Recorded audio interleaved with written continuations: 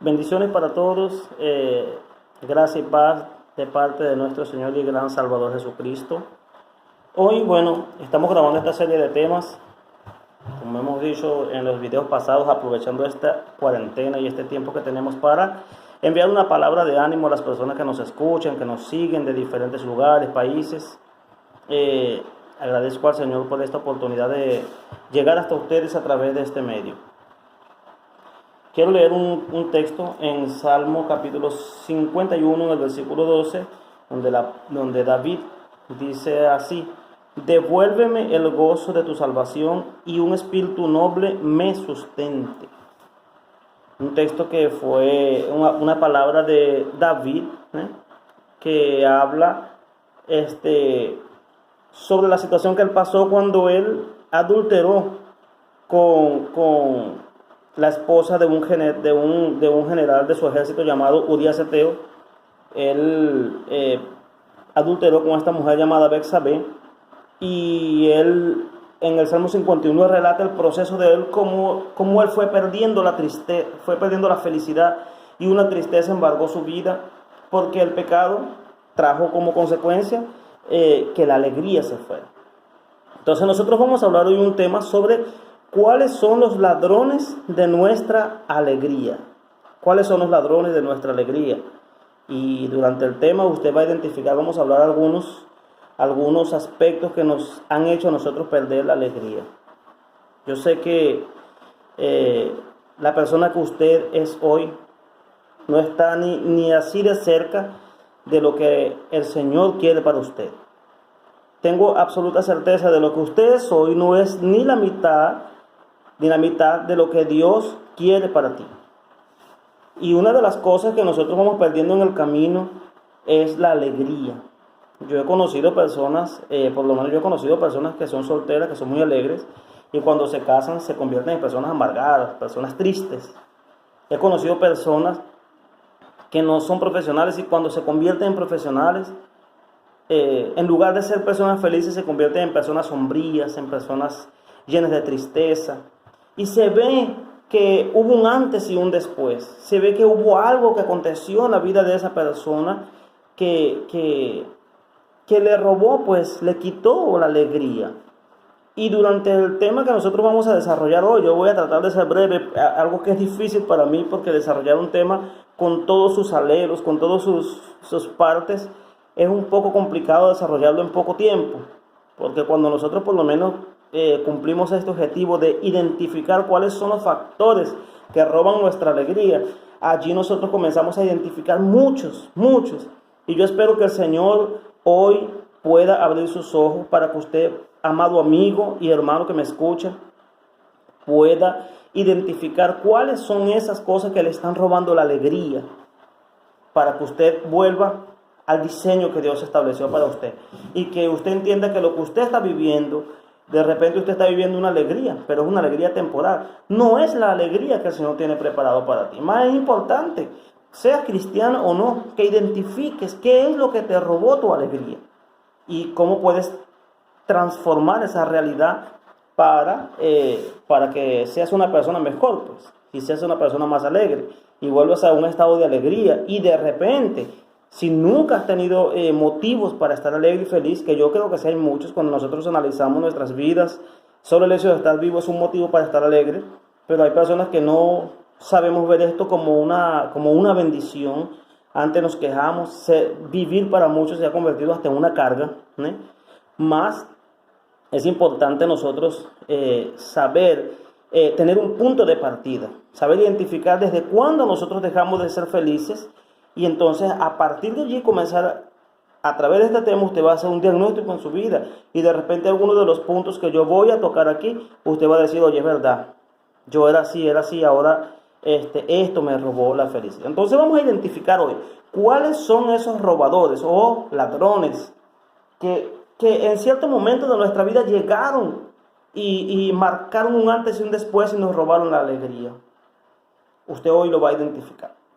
El texto que nosotros leímos, nosotros vamos a hablar de último en este texto. Solo tomé ese texto como referencia porque la alegría, que viene a ser también gozo, es un fruto del Espíritu que debería estar en todo cristiano. Pero hay personas que viven, que no son cristianos y pueden ser alegres y pueden ser felices. Solo que no es una felicidad, hay felicidades que son temporales y hay felicidades que son permanentes. La mayor felicidad, la felicidad permanente es saber que tenemos una vida eterna y que aunque la muerte llegue a nuestras vidas y llegue momentos de vicisitudes, nosotros podemos estar felices porque tenemos una esperanza y como dije en uno de los mensajes anteriores, la esperanza no avergüenza. Y eso te hace estar alegre, te hace estar feliz. Entonces, aún en los momentos más difíciles de tu vida. El texto que leímos habla sobre David cuando pecó o adulteró con Betsabé y él narra en este salmo cómo su vida vino a convertirse en una vida sombría después del pecado. Porque el pecado trae eso, el pecado trae desconforto, el pecado trae angustia, trae soledad, el pecado trae todas estas cosas. Pero yo voy a comenzar a identificarlo. Voy a entrar rápidamente en el tema para abarcar todos los puntos que yo quiero ver. Y voy a enumerarlos. El primer motivo, o lo primero que te roba la alegría, es vivir la vida de los otros y no tu propia vida. Cuando tú comienzas a vivir la vida de los otros, tú comienzas a vivir bajo un esquema que no es el tuyo. Tú comienzas a vivir en una velocidad que no es la tuya. Cada persona tiene un propósito en la vida. Cada persona tiene una velocidad para lograr los éxitos en la vida. Cada persona tiene una velocidad para aprender. Cada persona tiene un diseño al cual someterse. Entonces, cuando tú comienzas a vivir la vida de los otros y no tu vida, es decir, te comienzas a preocupar más por la vida de los otros, y esto es algo que acontece mucho con las madres. Las madres dejan de vivir su propia vida para vivir la vida de los hijos. Entonces vienen los hijos y se quejan constantemente con esas madres y ellas comienzan a vivir angustia, situaciones que no pertenecen a su vida. Entonces comienzan a ser angustiadas y esas cosas les roban la felicidad. La mayoría de las madres, usted ve que son madres tristes, que son madres que llevan consigo una carga que no les pertenece. Porque si bien es trabajo de nosotros padres preocuparnos por nuestros hijos, madres y padres, preocuparse por nuestros hijos, tampoco es correcto que una madre esté viviendo la vida de su hijo. El hijo tiene que vivir su propia vida, tiene que vivir sus propios esquemas, tiene que vivir sus propios fracasos. Eso no quiere decir que usted, hijo, no va a contar con su madre. Yo siempre le digo a mis hijos, en las últimas consecuencias, lo peor que tú puedas pasar en tu vida, tu papá y tu mamá estaremos allí para siempre, porque somos tus padres. Mas eso no quiere decir que yo voy a vivir la vida de ellos. Ellos tienen que vivir su propia vida. Ellos tienen que vivir su propia vida. Si yo comienzo a vivir la vida de ellos, se escapa de mí. Yo comienzo a vivir en una velocidad que no me pertenece, comienzo a vivir un diseño que no me pertenece y entonces comienzo a andar en una velocidad que me va a cansar. Y ese cansancio, voy a comenzar a quedar abatido, eso me va a robar la alegría y voy a dejar de ser una persona feliz. Tú tienes que saber identificar eso, madre, padre, si tú estás viviendo tu vida o estás viviendo la vida de tus hijos. También acontece con los esposos viviendo la vida de las esposas y no están viviendo su propia vida. Claro, el esposo realmente se entrega para vivir para la esposa, mas no quiere decir que él no tenga su propio espacio. La esposa tiene que vivir para su esposo, mas no quiere decir que ella no tenga su propio espacio. Cada mujer, cada hombre tiene que tener su propio espacio. Tú no puedes vivir la vida de tu hijo, no puedes vivir la vida de tu hermano, la vida de tu padre, hijos viviendo la vida de sus padres. No es así. No estoy diciendo con esto que un hijo no debe ser responsable por su padre. No estoy diciendo nada de eso. Estoy diciendo cuando las cosas ya pasan a un nivel que se escapa de las manos. Y entonces cuando tú comienzas a vivir la vida de tu hijo, esto te trae tristeza cuando comienzas a vivir la vida de los otros. Y eso es de la familia. Pero acontece también que tú puedes estar viviendo la vida de tu vecino, puedes estar viviendo la vida de alguien al cual tú sigues por las redes sociales. Eso acontece mucho. Entonces ya no eres tú, ya dejaste de ser tú, ya perdiste tu autenticidad, perdiste tu diseño, perdiste tu modelo, porque cada persona tiene un modelo, tiene una forma de vida, una forma de aprender, una forma de captar y de desenvolverse en el mundo real. Cuando tú dejes de vivir la vida de los otros y comienzas a vivir tu propia vida para ti, entonces tú vas a vivir conforme a lo que ese tú te pide. Hay personas que quieren vivir una vida para Dios, pero como ellas no viven su propia vida, sino que viven la vida, ejemplo, del esposo, dice, no, es que a mi esposo no le gusta el evangelio. Ajá, pero a ti te gusta. Sí, a mí me gusta, Entonces, ¿por qué no vives la vida que tú quieres vivir? Tú quieres vivir para Dios, pero a tu esposo no le gusta. Quieres vivir para Dios, pero a tu esposa no le gusta. Quieres vivir para Dios, pero tu hijo no se agrada. Entonces, ¿cuándo vas a dejar de vivir la vida de Él para vivir tu propia vida? Te estás negando la oportunidad de ser feliz al lado del Señor por vivir la vida de tu hijo, de tu esposo, de cualquier otra persona menos la tuya. Entonces, cuando tú tienes que empezar a vivir tu propia vida, vivir la vida de los otros te va a traer desconfort. Vivir la vida de los otros te va a traer infelicidad, no te va a traer alegría. Primer punto, vivir la vida de los otros, eso es un ladrón de la felicidad. Segundo punto, ladrón de tu felicidad, de tu alegría, asumir cambios para los que no estás preparado. Nosotros vivimos etapas en nuestra vida que tenemos que cambiar. Necesitamos cambiar. Hay momentos que tú tienes que parar y sentarte y parar un momento la carrera y decir, ya va, yo tengo que hacer una pausa aquí, yo tengo que ver qué es lo que estoy haciendo con mi vida. ¿Será que lo que yo estoy viviendo le está agradando a Dios o le está agradando a mi familia o a mi esposo? Esposos que beben mucho alcohol y no paran para pensar que esa conducta está dañando a su esposa, a sus hijos, a su matrimonio.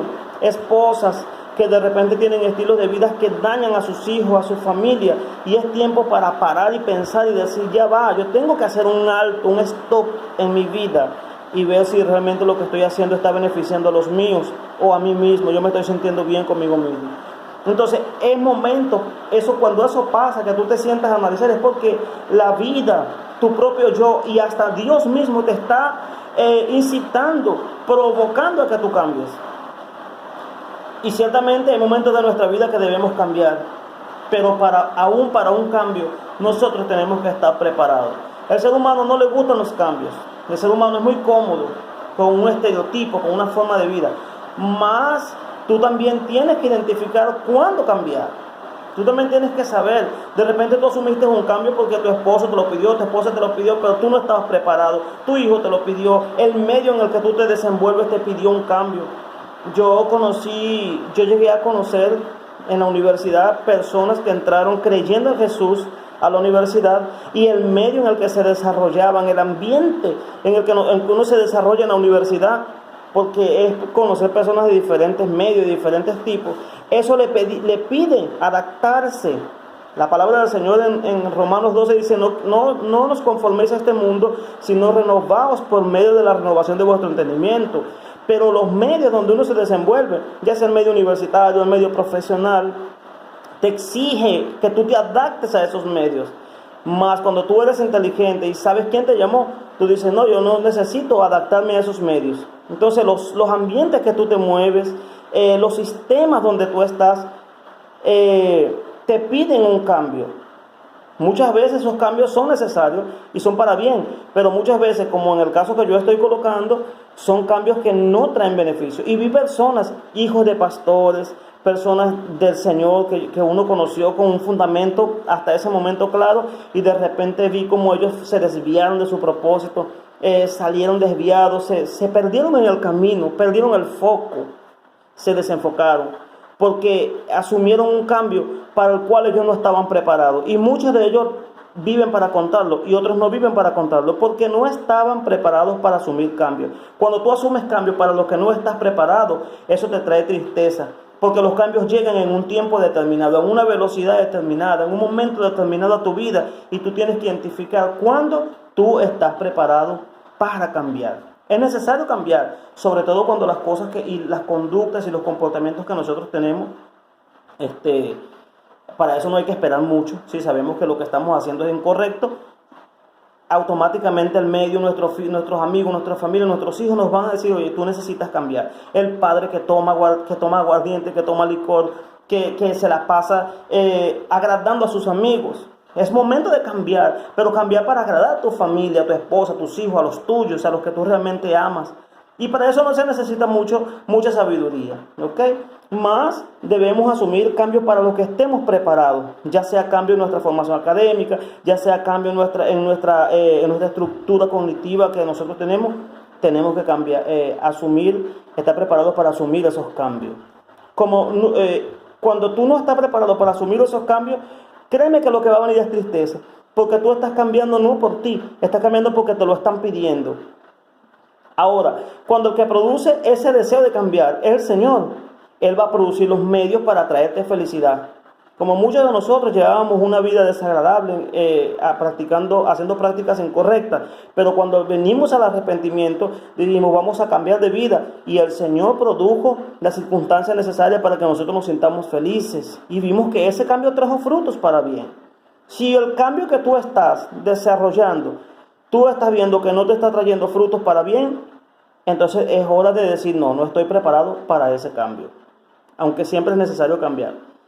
Número 3, que es importante que nosotros estemos preparados para esos cambios. Número 3, vivir siempre en el pasado. Vivir siempre en el pasado.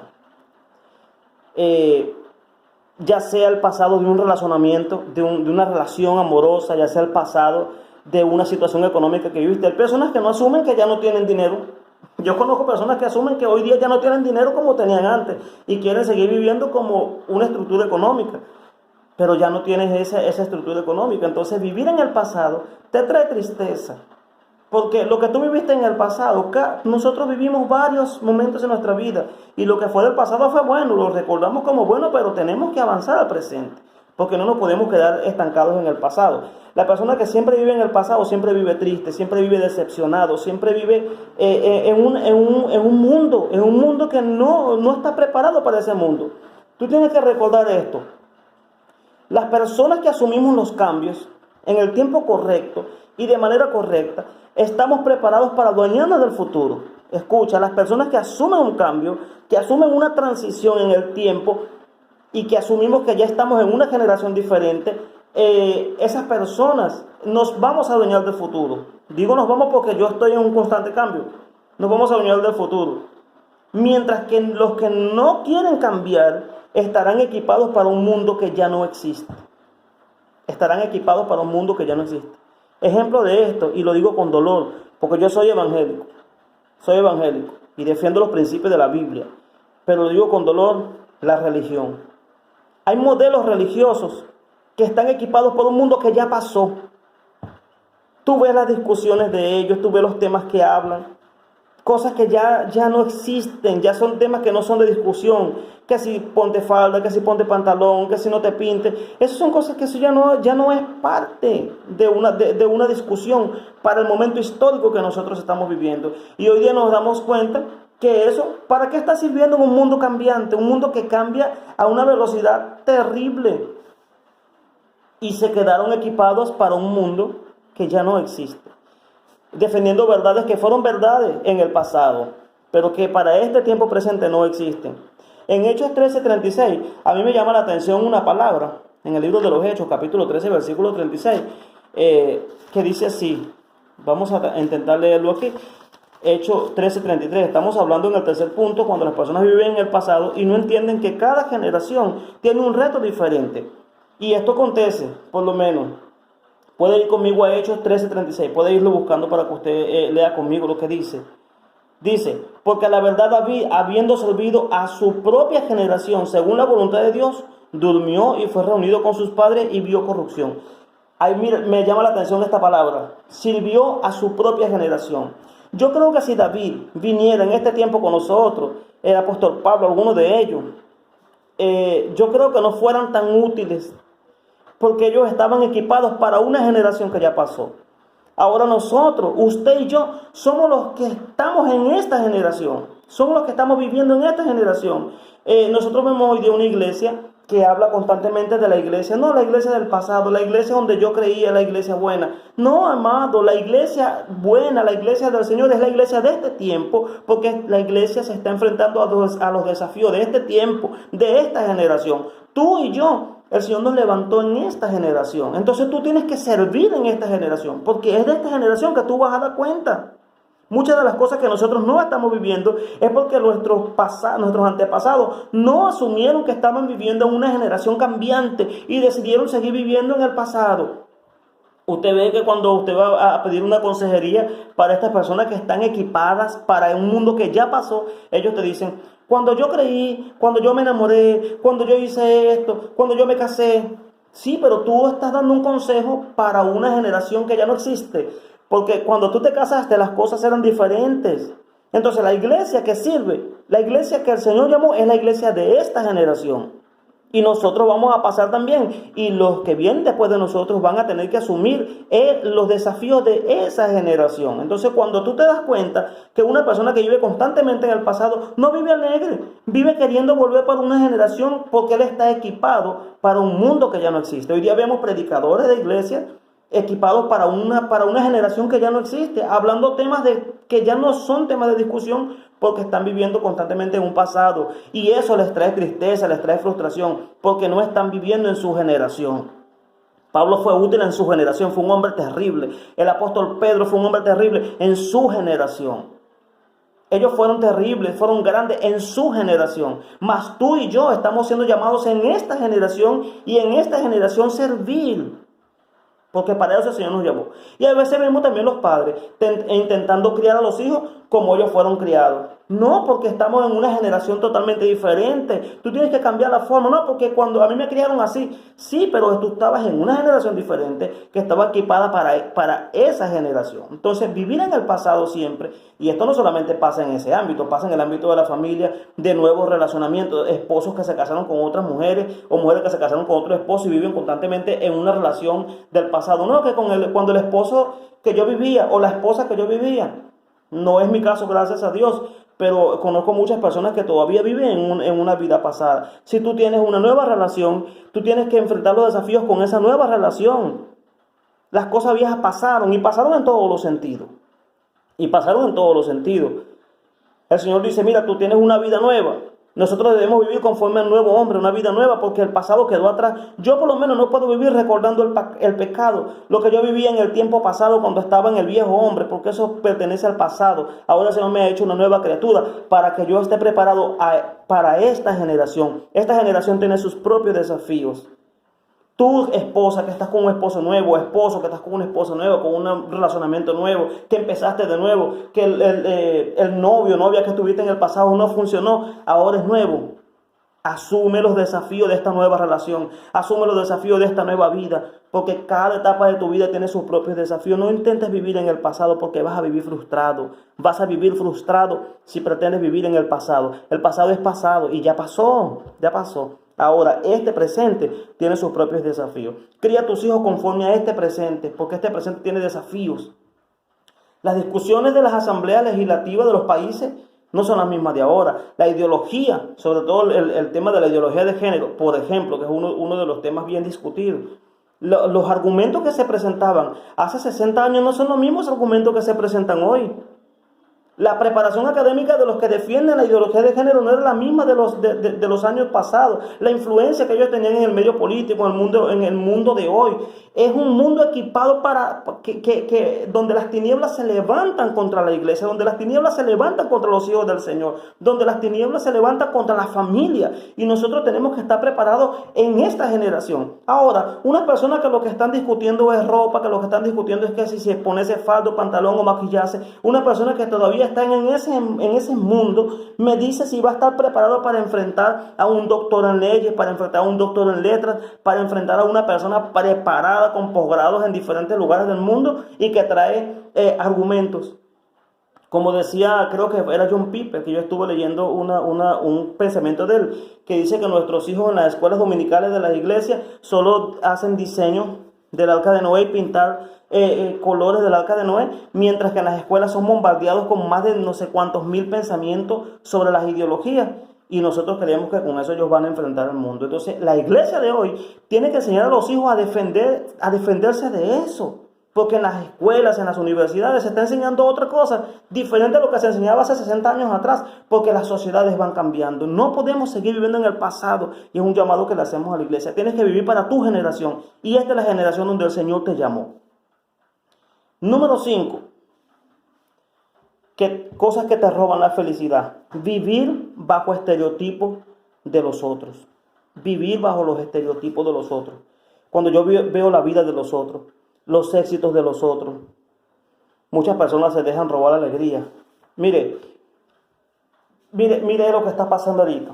La tecnología es muy buena. Bueno, ahora lo estamos experimentando. Para mí Hace tiempo atrás me atropellaba la tecnología, ahorita estoy aprendiendo a manejarlo y esto es un recurso, pero me doy cuenta que hay personas que son infelices. La tecnología, el WhatsApp, por lo menos los estados de WhatsApp, las personas antes de comer lo primero que hacen es tomar una foto de lo que se comen y eso está dando un estatus de la persona que siempre publica comidas, que siempre publica que está visitando un lugar, que si playita, que si día de spa, día de esto. Y las personas que siguen esos estados comienzan a vivir, a querer vivir un modelo del otro. Comienzan a vivir los estados de WhatsApp hoy día. Amado, los estados de WhatsApp hoy son un código. Hay personas que dicen, no, tal persona sigue mis estatus de Instagram, de WhatsApp, de cualquier otra red social, de Facebook. Entonces comienzan a publicar fotos de los viajes, de las comidas. No se hace nada sin primero tomar una foto y infelizmente hasta muchas iglesias cada vez que hace cualquier cosita es una foto. Y no está mal tener un registro, ahora que tenemos la tecnología de tener un registro de lo que hacemos. Eso no está mal. Lo que está mal es la intención. Y usted no sabe, mire, usted no sabe el impacto. Ahora yo no le estoy diciendo a usted, no publique, pero usted no sabe el impacto que puede tener una foto de WhatsApp de alguien que de repente fue y le dedicó un poema a una mujer. Llega la mujer, otra, viendo el estado y dice, fulano de tal si es cariñoso con su esposa, fulana de tal si es cariñosa con su esposo, mira.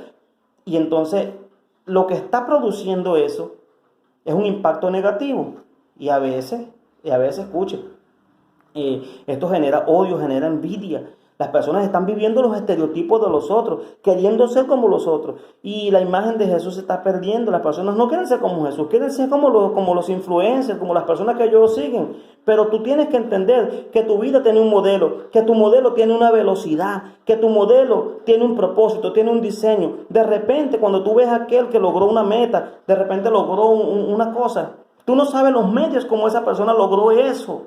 Pero de repente lo logró más rápido porque él está diseñado para otra cosa. Pero tu diseño, tu propósito, tú estás diseñado para un propósito diferente, que tiene una velocidad diferente, que tiene una prioridad diferente. Jóvenes queriendo ser como los otros porque tienen 3 y 4 novias, 4 mujeres. ¿Quién sabe? Queriendo imitar otros modelos, pero tú tienes un estereotipo marcado por el Señor. No pretendas vivir los estereotipos de los otros, porque cuando tú comienzas a ver los estereotipos de los otros, eso te va a robar la tristeza, porque tú vives bajo un modelo diferente que el Señor trazó para ti. El Señor trazó un modelo diferente para ti ministro, para ti joven que me escucha, para ti hermana, para ti adolescente. No quieras ser como esos influencers, que yo no sé qué es lo que influencian. Hoy día ser influencer es una profesión. Hay que estudiar para dejar de creer que ser influencer es una profesión. Hay que estudiar. Entonces, cuando ves los logros de los otros, mira, eso te quita la felicidad, te quita la alegría. Otro aspecto que te puede robar la alegría es no tener identidad. Tú tienes que tener una identidad en el Señor. Tú eres primero hijo del Señor. Con tus errores y defectos, eres hijo del Señor. Perteneces a un reino. Dios es tu Padre. Tienes a Jesús como mediador. El Espíritu Santo está contigo. Tienes la palabra del Señor a la que puedes acudir siempre que sea necesario. Es decir, tienes tantos recursos, tienes una familia, tienes una esposa, tienes un esposo, tienes unos hijos. Y si de repente no lo tienes es porque en tu diseño el Señor lo está preparando. Entonces cálmate, intenta vivir tu vida, intenta vivir a la velocidad que el Señor trazó para tu vida. Y ten identidad. Cuando la persona no sabe quién es, mire, la persona comienza a vivir bajo los preceptos, bajo los estereotipos de otra persona. Comienza a vivir la vida de los otros menos su propia vida. En el libro de los Efesios capítulo 1 dice más o menos quién tú eres, la identidad de lo que tú eres, que eres hijo del Señor. Y como número 7, yo sé que mire, hay muchas cosas que te pueden robar la alegría, pero la número 6 que yo pude sacar, extraer para llevar este corto mensaje, es el pecado. El pecado, que es donde hablamos aquí en el Salmo 51, cuando David pecó con esta mujer llamada Betsabé. En el capítulo 12 él dice, devuélveme el gozo de la salvación. Porque el pecado te roba la paz, el pecado te roba el gozo, el pecado te roba todo. Si ya perdiste la alegría, tú puedes recuperar la alegría. En Cristo puedes recuperar la alegría. En Cristo tú puedes rehacer tu vida. Cristo puede rehacer el diseño que porque el Señor establece un diseño y el hombre lo destruye. O el hombre intenta salirse de ese diseño. Mas el Señor siempre tiene un diseño trazado que cuando tú quieras volver, Él comienza de nuevo. El Señor tiene un diseño preparado para ti. Pero si tú pretendes vivir en pecado, el pecado te va a robar la alegría, te va a robar la felicidad como David. Y eso por hablar de algunos, porque el pecado es lo principal.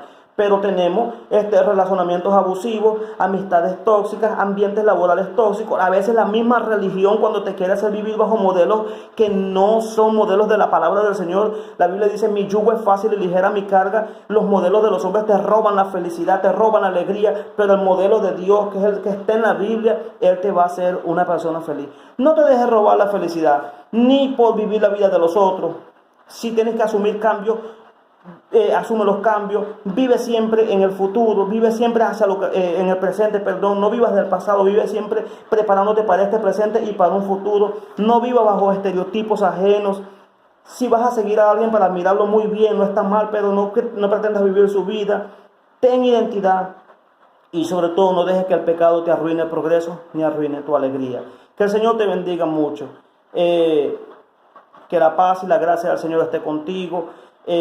Algún comentario. Yo sé que en este tema de hoy hay muchas cosas, pero es difícil en poco tiempo abarcar tanto tema. Más mi deseo es que tú entiendas y sepas identificar cuáles son esos robadores, esos ladrones de tu felicidad. La verdadera felicidad está en Jesús. Él es el proporcionador de la verdadera felicidad. Mi nombre es el pastor Joyce Sánchez. Muchas bendiciones para ti.